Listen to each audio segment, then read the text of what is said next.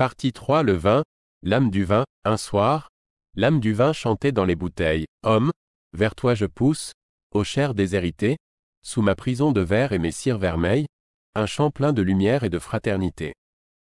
Je sais combien il faut, sur la colline en flammes, de peine, de sueur et de soleil cuisant, pour engendrer ma vie et pour me donner l'âme. Mais je ne serai point ingrat ni malfaisant.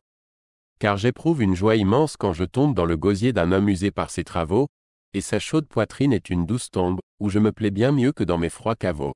Entends-tu retentir les refrains des dimanches et l'espoir qui gazouille en mon sein palpitant?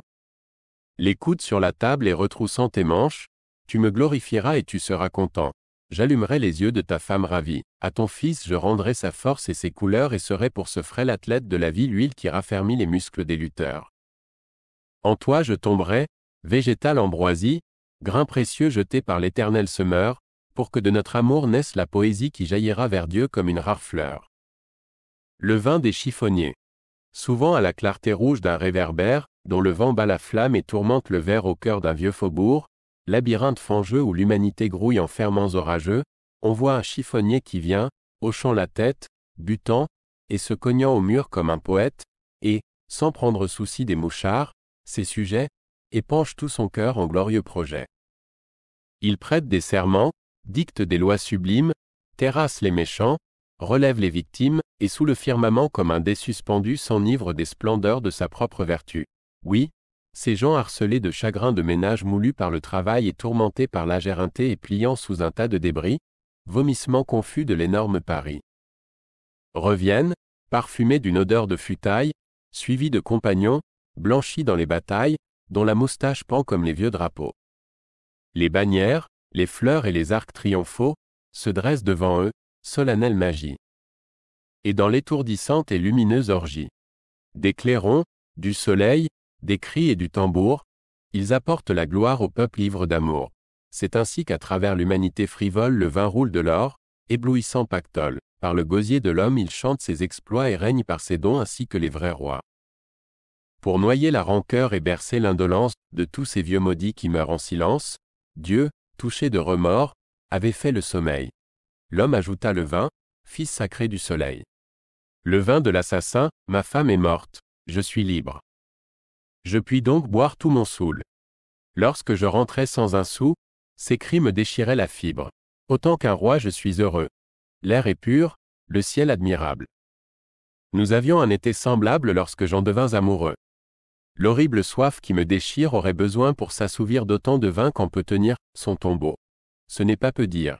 Je l'ai jetée au fond d'un puits, et j'ai même poussé sur elle tous les pavés de la margelle. Je l'oublierai si je le puis, au nom des serments de tendresse, dont rien ne peut nous délier, et pour nous réconcilier, comme au beau temps de notre ivresse. J'implorai d'elle un rendez-vous, le soir, sur une route obscure. Elle y vint folle créature, nous sommes tous plus ou moins fous. Elle était encore jolie, quoique bien fatiguée. Et moi, je l'aimais trop. Voilà pourquoi je lui dis, sors de cette vie. Nul ne peut me comprendre.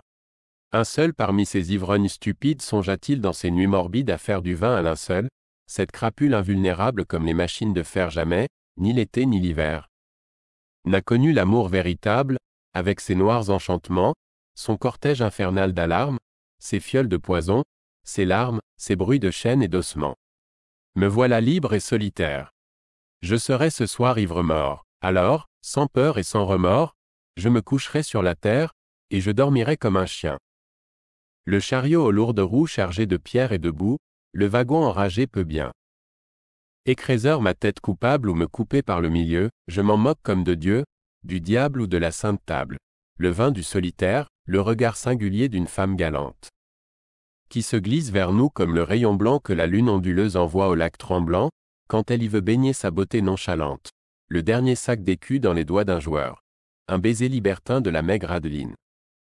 Les sons d'une musique énervante et câline, semblables aux cris lointains de l'humaine douleur, tout cela ne vaut pas, aux bouteilles profondes, les baumes pénétrants que ta panse féconde garde au cœur altéré du poète pieux. Tu lui verses l'espoir, la jeunesse et la vie, et l'orgueil, ce trésor de toute gueuserie, qui nous rend triomphants et semblables aux dieux. Le vin des amants. Aujourd'hui l'espace est splendide. Sans mort, sans éperon, sans bride, partons à cheval sur le vin, pour un ciel féerique et divin. Comme deux anges que torture une implacable calenture, dans le bleu cristal du matin suivant le mirage lointain. Mollement balancés sur l'aile du tourbillon intelligent, dans un délire parallèle, ma sœur, côte à côte nageant, nous fuirons sans repos ni trêve vers le paradis de mes rêves. Si cette vidéo vous a plu, n'hésitez pas à laisser un like et à vous abonner à notre chaîne pour découvrir encore plus de contenu. Par ailleurs, visitez notre bibliothèque audio audible.fr pour explorer notre vaste sélection de livres audio réalisés par l'IA.